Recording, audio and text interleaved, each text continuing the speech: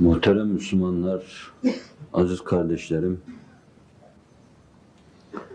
her sene aynı hissiyatla meşbu olarak, iliklerime kadar dolu olarak, sizin ve emsali başka yerlerde imana ve Kur'an'a hizmeti dert edinmiş, vazife edinmiş, bu yüksek mefkure için, semadan inmiş, semavi olan bu yüksek ideal için, Hz. Muhammed davası için sallallahu aleyhi ve sellem bir araya geliniyor ve çok yerlerde mızrabı kırık, tamburanın telinde arıza, bu işe itilen ben oluyorum.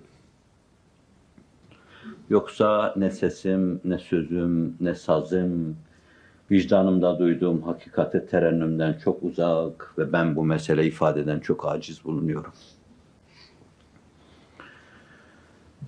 Aziz kardeşlerim, dünya manevi bir buhran geçiriyor. İnsanlık yeni bunalımlı bir dönemini yaşıyor. Felaketli bir dönemini yaşıyor. İnanıyoruz ki bu felaketli dönemden sonra da çok iyi günler gelecek. Zira sancılardan sonra çocuklar doğmuştur. Kardan, buzdan, tipiden, borandan sonra bahar gelmiştir. Şiddetli fırtınaları, hiddetli soğukları daima nevbaharlar takip etmiştir.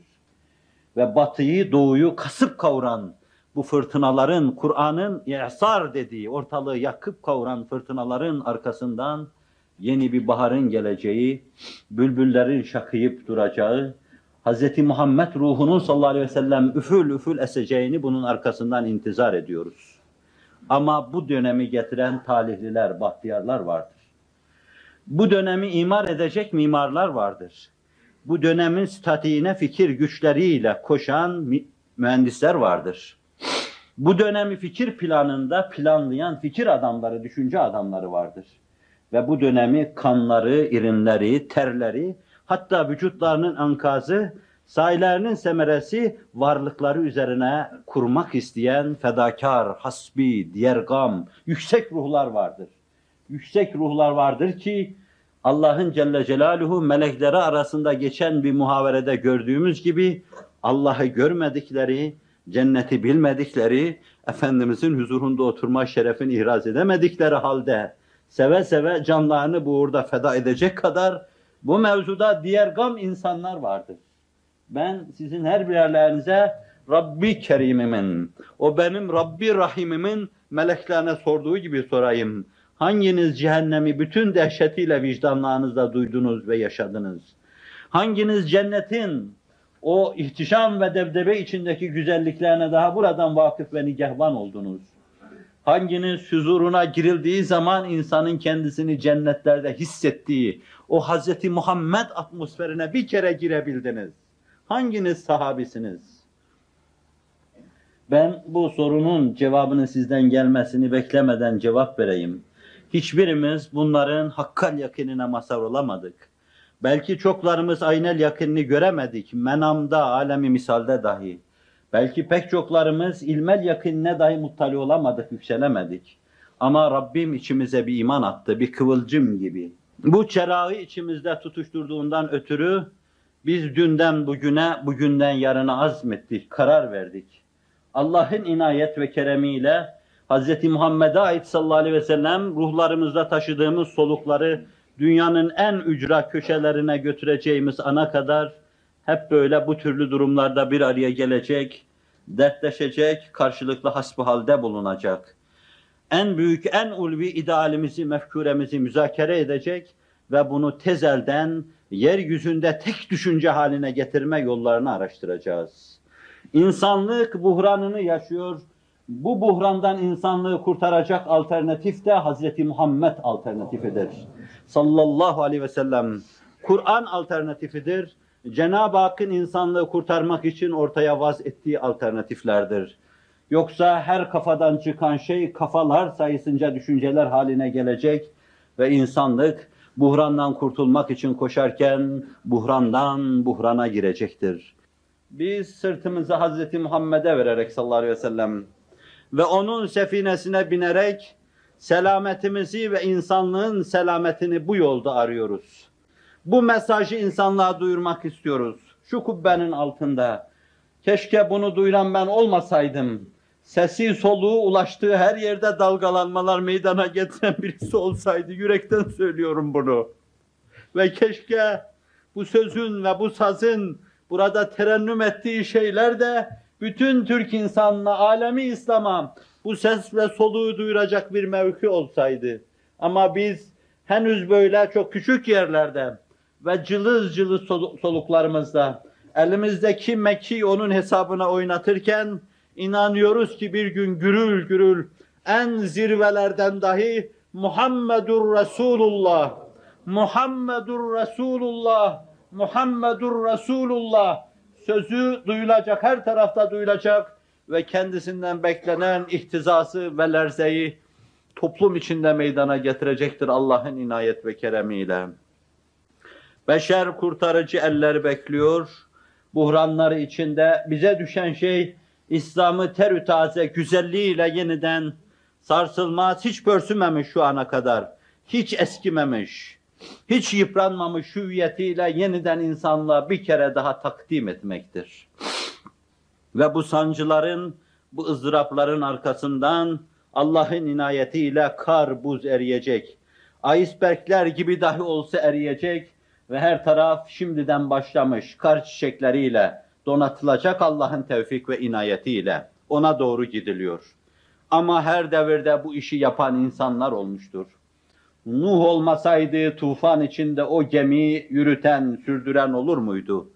Nuh'un nurani ahfadı olmasaydı, kendinden sonra onun yüksek düşüncesini ve mefkuresini ülül azmane halk içinde neşreden kimseler olmasaydı, bu iş bugüne kadar gelir dayanır mıydı? İbrahim gibi bütün afak-ı alemde Allah'ın kendisine tevdi buyurduğu, nuru neşreden hasbi, hanif, muhteşem bir insan, Resulullah'ın kendisiyle iftihar edip dedem dediği bir insan, ceddim dediği bir insan olmasaydı, sağ sol onun neşrettiği nurlarla bugüne kadar gelir dayanır mıydı? Musa'nın yanında fetası Yuşa olmasaydı, onu omuz veren Harun olmasaydı, Allah'a ait bu nur günümüze kadar gelip dayanmasına imkan var mıydı? Yanındaki 12 tane, hatta 11,5 tane mensubuyla, ümmetiyle, tabiri diğerle müridiyle dünyanın dört bir yanına, en karanlık yerlere nur götürme, aydınlatma düşüncesi içinde Hazreti Mesih men havari veya men ansari ilallah dediği zaman nahnu ansarullah deyip ellerini göğüslerine vurup Hazreti Mesih'in etrafında etten kemikten fakat manadan nurdan bir halka teşkil eden o ilk inanmışlar olmasaydı karanlıkları kim bertaraf edecek ve bu hakikatları sahilimize kadar kim getirecekti? Ve nihayet en son durakta en büyük hisse bize aittir, bize düşmüştür bu nasip. En son durakta, en mualla noktada, tam zirvede durup ileyye ibadallah diyen Hz. Muhammed sallallahu aleyhi ve sellem ve onun ileyye ibadallah demesine karşı lebbeyk ya Resulallah deyip etrafında halkalanan onun havarisi ve ansarı olmasaydı bu işin bugüne kadar intikal etmesine imkan var mıydı? Rica ederim, Hazreti Hamza'yı düşünmeden şanlı bir Bedir düşünmeye imkan var mıdır? Musab'ı görmeden Bedir'i anlamaya imkan var mıdır? Ömer'e bakmadan, Ali'ye bakmadan Bedir'i öyle süsü ve debdebesiyle görmeye imkan var mıdır? Bedir öyle bir tablodur ki ehli cennet cennette dünyada en güzel maceralarını seyredecekler. Zannediyorum şu anda dahi Mele-i Ala'nın sakinleri yer yer bizim Er-Risale'yi seyredip şarj olduğumuz gibi bir kere dahi şu gölgelerin arkasında, şu hayallerin arkasında Resulullah'ın sadık dostları nasıl yürümüşler şunu bir görelim deyip Er-Risale'yi televizyonun ekranına koyup karşısında duyarak, düşünerek, duygulanarak seyrettiğimiz gibi zannediyorum Mele-i Ala'nın sakinleri, onun Cibrilleri, Mikailleri, İsrafilleri, Azrailleri, kim bilir daha kimleri, mukarrebini, kerubiyini, hele getirin şu Bedri bir kere daha seyredelim. Beşeri garizeleri içinde, yaşama zevkinin iliklerinde kan gibi dönmesine mukabil, dünya hayat ve zevkinin onları kamçılamasına karşılık, hayatı istihkar eden şu kahramanların destanına bir kere daha bakalım. Cennet içinde arzu ettiğim şeylerden bir tanesi de odur. Orada Yasemenlik'te reftare geziyor gibi o kahraman Hamza'mı bir kere daha göreyim orada. Bir daha göreyim. Zevkle bir kere daha seyredeyim. Yiğit nasıl olurmuş? Muharebenin ne demek olduğunun bilinmediği bir dönemde Resulullah'ın önünde seve seve ruhunu feda edip cennete giden yollardaki dikenleri tırpanlayan Hamza'mı bir kere daha seyredeyim. Küfrün ve dalaletin cennete giden yolları kapamasına karşılık ucunda nurdan şerareler kılıcıyla açılmaz bu kapıları açan Hamza'mı bir kere daha seyredeyim. Kör düğümlere kılıcını indirip de açılmazları açan Hamza'mı bir kere daha seyredeyim. Bedir benim için odur. Orada Mus'ab'ı görme, orada Hamza'yı görme, orada Sa'd ibn Rabi'i görme, bu orada ölesiye Resulullah'ın etrafında hırzucan eden onun ashabını görme, Hayder-i Kerrar'ı görme, meydanı lerzeye veren onun gürültülerini vicdanımda dinleme, Ali'nin sesine ve soluğuna kulak verme. Cennette herkesin bir arzusu olur. Benim görmeyi arzu ettiğim şeyler de bunlardır. Benim o Rabbi Kerim'im, onun Habibi ve benim de kabul buyurursa Habibim, maşukum, sevgilim, onun uğrunda hırzıcan eden o fedailerin o mevzudaki diğer gamlığına, fedakarlığına bir kere daha nigehban olabilsem. Keşke tatlı rüyalarımızda da görebilsek. Hamza olmasaydı Bedir olamazdı. Uhud'un içinde bir lötüs çiçeği gibidir. Kanlar içinde, dudağında kan, bir lötüs çiçeği gibidir Hamzam. Uhud'u Hamzasız, Hamza'yı Uhud'suz hatırlayamazsınız. Ve onlar olmasaydı bu iş bugüne kadar gelmezdi. Güçlü omuzlar buldu, kuvvetli eller buldu. Ve Allah'ın inayet ve keremiyle Allah'ın Resulü o kadar güveniyordu ki hasbunallah ve nimel vekil deyip bir yola çıkmıştı. Ama bu yolda men ensari sözüne karşı elini göğsüne vurup yüzlercesi nahnu ensarullah diyorlardı. Allah dininin, Allah yolunun, Allah davasının, Hz. Muhammed mefkuresinin, Kur'an düşüncesinin yardımcıları bizleriz diyorlardı. Bugüne kadar geldi ulaştı. Ruhları şad olsun. Bir kere daha Ramazan-ı Şerif'te düşünüyor. Bir kere daha gölgeleri altına sığınıyor. Ve bir kere daha kendilerine dehalet ediyor. Aramızda dolaştıklarına inandım. Onlarla bir kere daha hiç olmazsa hissen, ruhen, hayalen bütünleşmeye çalışıyoruz. Eski peygamberlerden Efendimiz'e kadar çevrelerindeki sallallahu aleyhi ve sellem o hasbiler, o diğer gamlar olmasaydı bu ilahi nur bizim sahilimize kadar gelmezdi. Onlar idi ki onların omuzunda bugüne kadar geldi, ulaştı ve bu emanet bugün bütün ağırlığıyla şu anda bizim omuzlarımızda bulunuyor. Bu noktada ayrı bir girizgahla ben ayrı bir hususu sizin dikkat nazarlarınızı arz edeceğim. Şu benim anlatamadığım sahabe-i kiram, anlatamadığım Peygamberler Sultanı Hz. Muhammed Mustafa sallallahu aleyhi ve sellem size deseler ki o işte Hindistan'da veya Pakistan'da veya bilmem nerede muvakkaten Allah'ın inayetiyle zuhur etmiş, gidenler görebiliyorlar. Mübarek ayağının tozuna Yunus'un diliyle yüzlerini sürebiliyorlar. Arayı onu bulabiliyorlar. Bulup onunla bütünleşebiliyorlar. Bırakın onu, haşa onu bırakmayacağız. Onu hiçbir zaman bırakmayacağız. Rabbim bugüne kadar onu bıraktırmadı, bırakmayacağız onu. Biz bir kere bulduk onu. Öyle bulduk ki şuurumuzla bulduk, sonuna kadar da ayrılmama kararındayız. O manada değil. O dursun. Bir tarafta içimizde, sinelerimizde, kalplerimizde dursun. Dursun, muvakkaten tecrid düşüncesi içinde onu görmeyelim. Size desinler ki bir sahabi bir yerde zuhur etmiş. Ebu Katade bir yerde çıkmış muvakkaten. 5 günlük bir hayatı varmış. Görmek için millet milyonlar sarf ediyor, Ebu Katade'yi görmeye gidiyor. Ve alımıyla, çalımıyla, o muhteşem yürüyüşü ve bakışıyla, düşmanın kalbine korku salan, velvele salan gürültüleriyle, tarrakalarıyla Hazreti Hamza bir yerde zuhur etmiş, 5 dakikalığına herkesi kabul etmek istiyor. Ve onu da yine tecrit düşüncesi içinde gömelim, kalbimize gitsin. Hazreti Hamza da girsin sinelerimize. Bırak onu. Mevlana Hazretleri bir yerde zuhur etmiş. İmam-ı Rabbani Hazretleri bir yerde zuhur etmiş. O veliler Şahı Nakşibendi bir yerde zuhur etmiş. Abdülkadir Geylani Hazretleri velilerin sultanı, ayağı bütün evliyanın omuzunda ve onun omuzu da Resulullah'ın ayağının altında. Evladım dediği Hasan'la Hüseyin'le, Hasan ve Hüseyin altın halkasıyla kendisine bağladı. Bu iki yanlı Zülcenahin veli falan yerde zuhur etmiş deseler. 5 dakika yaşayacakmış. Siz en seri vasıtaları kollarsınız.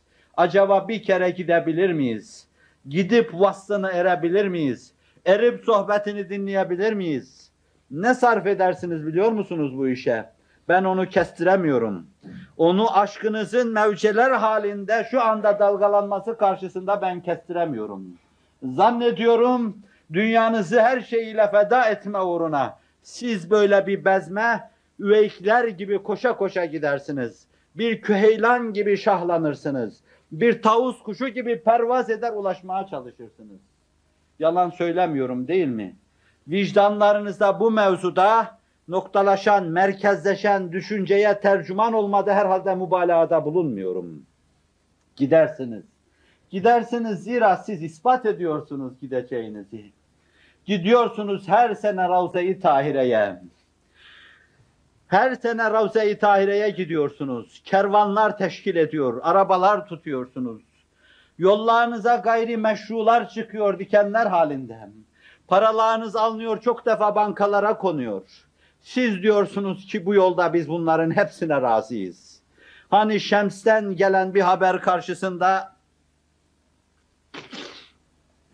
aşkın ne demek olduğunu çok iyi anlamış, yaşamış, daima hakkal yakinini yaşayan Hazreti Mevlana veya Mevlana'nın haberi Şems'e gitmesi karşısında o Şems sırtından cübbeyi çıkarıp müjde getiren zata veriyor. O zat diyor ki ben yalan söyledim, seni kandırdım diyor. Mevlana'dan filan haberim yok. Biliyorum diyor beni kandırdığını. Ben bu işin yalanına bu cübbeyi verdim. Doğru söyleseydim ben canımı verirdim bu işe diyor. Ben sizi başkasına çağırıyorum. Ve siz koşa koşa her sene ona gidiyorsunuz. Her yılbaşı gelir hacılar sana. Ben ağlarım derim va Muhammed'a. Ravze'yi görenler olmaz, ölmez ebeda. Ahmed'ine şehri olayım kurban. Aşıklar aşk ile olmaz mı giryan dediğiniz Medine'ye gidiyorsunuz. Taşına toprağına yüzünüzü gözünüzü sürüyorsunuz. Sürünüz. Bir avuç toprağını dünyalara değişmeyiz deyiniz değer. Resulullah'ı bağrında saklayan toprak, ben onun eşini göklerde dahi tasavvur edemiyorum. Eğer o toprağı götürüp cennette malzeme olarak kullanmayacaklarsa, ben cennetin bir köşesinde hep bir eksiklik göreceğim. Zira o toprak bağrında Resulullah'ı muhafaza ediyor. Gidiyorsunuz. Gidersiniz de. Gidiniz de hayatınızın sonuna kadar. Gidiniz sevgilinin köyüne. Duyunuz kokusunu. 14 asır üzerinden geçmiş olmasına rağmen hala üfül üfül estiğini duyacaksınız. Burnum çok tıkalıydı. Kalbim çok ölüydü. Ben mest olmuştum onun karşısında. Ayrılmam diye karar vermiştim. Ya siz, burnu açık olan insanlar, vicdanları duyan insanlar, kalbi hüşyar insanlar gidiyorsunuz. Bunları iyi hıfzedin siz. Siz neler için nelere katlanmaya karar vermiş kimselersiniz. Ben size ayrı bir şey söyleyeceğim bunun arkasında. Siz onları ziyarete gitmeye azimli, kararlı bulunuyorsunuz. Ama ben size söyleyeyim, inanın. Onlar sizin aranızda sizi ziyaret ediyorlar. Siz Uhud'da kanları belki hala akıyor. Parçalanmış vücuduyla toprak altında yatan Hazreti Hamza'ya gidiyorsunuz. Ama çok görenin görmesiyle o sizin aranızda dolaşıyor. Zira uğruna baş koyduğu dava uğruna baş koymuşsunuz. Yatlarda değilsiniz. Transit Atlantiklerde değilsiniz. Zevk-ü sefanızın esiri zebunu değilsiniz. Dinin terk edildiği bir dönemde dine sahip çıkmışsınız. Dikkat etseniz, vicdanlarınızın menfezinden o Musab'ı göreceksiniz. Resulullah'ı göreceksiniz. Haydar-ı Kerrar Hazreti Ali'yi göreceksiniz. Ve ben böyle bir makamda, böyle bir noktada, sizin karşınızda bunları konuşurken bala pervazane hareket etmeden Rabbime sığınırım. Rabbime sığınırım. Gelip yüzlercesi diyor ki biz kendimizi onların içinde gördük ve onlar bizim içimizde dolaşıyorlardı. Temiz nasiyeler, drakşan nasiyeler araştırıyorlardı. Pak alınlardan öpüyorlardı. Ne mutlu sizlere ki bayrağın yere düşeceği zaman siz bu işe sahip çıktınız. Kurduğunuz imam hatiplerle, açtığınız Kur'an kurslarıyla, birer nurlu ocak gibi tüttürdüğünüz tekkiye ve zaviyelerinizle, ulema ve meşayihinizle siz yeniden dine sahip çıktınız. Sönmek üzere olan bu meşaleyi söndürmediniz. Ben şunları konuşurken burada, kim bilir şu İstanbul'un içinde dahi kaç yerde belki aynı duygu etrafında toplanmış, derlenmiş, sizin duygularınızı paylaşan ve sizin düşüncelerinizle bütünleşen nurani arkadaşlarımızdan niceleri aynı şeylere, aynı hissiyata tercüman oluyor. Cemaatin himmetine müracaat ediyor.